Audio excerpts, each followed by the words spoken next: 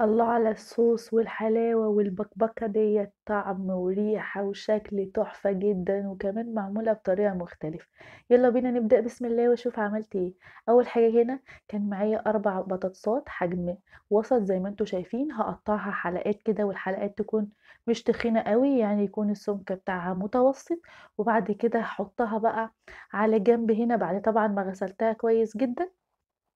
وهاحطها على جنب علشان خاطر أحضّر التتبيلة بتاعتي، والتتبيلة بتاعتي كانت عبارة عن بصل، نُص فلفل ألوان أحمر وأصفر، وكمان فلفل أخضر وطماطم. هاخد بقى البصل بتاعي دوّة وزي ما أنتم شايفين كان 3 بصلات حجم متوسط، هاقطّعهم جوليان كده شرايح رفيّعة بالطول، وهاخدهم برضه وأحطهم بقى على جنب عقبال ما أقطّع بقية الحاجات بتاعتي. هاحطهم على جنب في طبق لوحده، علشان خاطر هنعمل فيهم تركاية صغنونة كده هنقولها مع بعض. وبعد كده هاخد نُص الفلفل الأصفر بتاعي دوّة، بيدّي شكل وطعم وكمان فايدة جدًا للأكل، وبرضه نُص الفلفلاية الأحمر بتاعتي، وكمان معايا هنا قرون فلفل أخضر زي ما أنتم حابين تحطوها حار أو بارد. أنا هنا كنت بصراحة حاطة واحد حار وواحد بارد. وهافضّيهم كده برضه على البصل بتاعي، وبعد كده هاقطّع الطماطم بتاعتي برضه بالطول كده شرايح رفيّعة، ما تكونش تخينة أوي ولا رفيّعة أوي، يعني الحجم يكون متوسط زي ما أنتم شايفين كده بالضبط. وبرضه هاحطّهم على التتبيلة بتاعتي.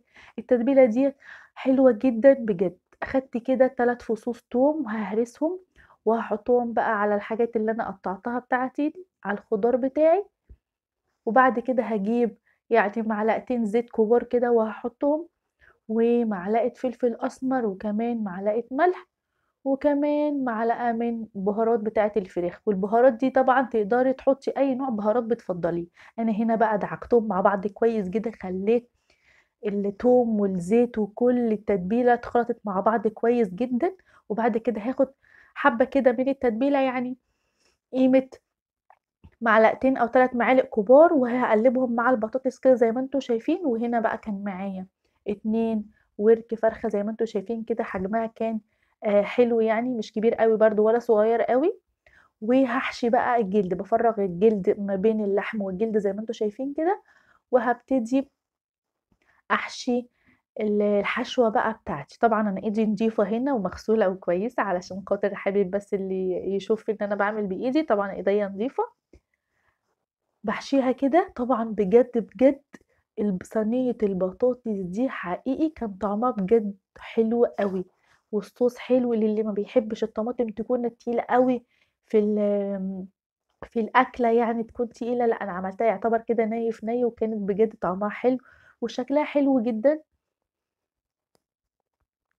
هاخد بقى التتبيلة زي ما أنتم شايفين كده وهاحشيها كويس.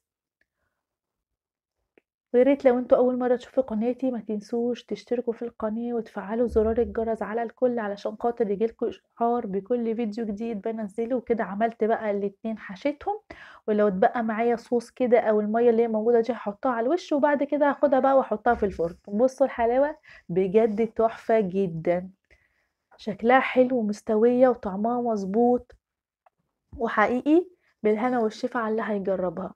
أتمنى تجربوها وتكتبوا لي في التعليقات لو جربتوها إيه رأيكم فيها. وهاوريكم بقى بصوا البطاطس مستوية ومضبوطة إزاي، وكمان الفراخ بتاعتي كانت برضه مضبوطة جدًا واستوت مضبوطة سِوَى مضبوط جدًا، وفي نفس الوقت شكلها برضه حلو تنفع للعزومات حلوة جدًا.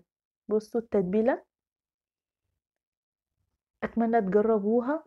طريقة بسيطة وسهلة ويعتبر مختلفة عن كنت باعملها بطريقة مختلفة قبل كده، ديّة طريقة مختلفة. أتمنى تجربوها. كانت معاكم نسمة، والسلام عليكم ورحمة الله وبركاته.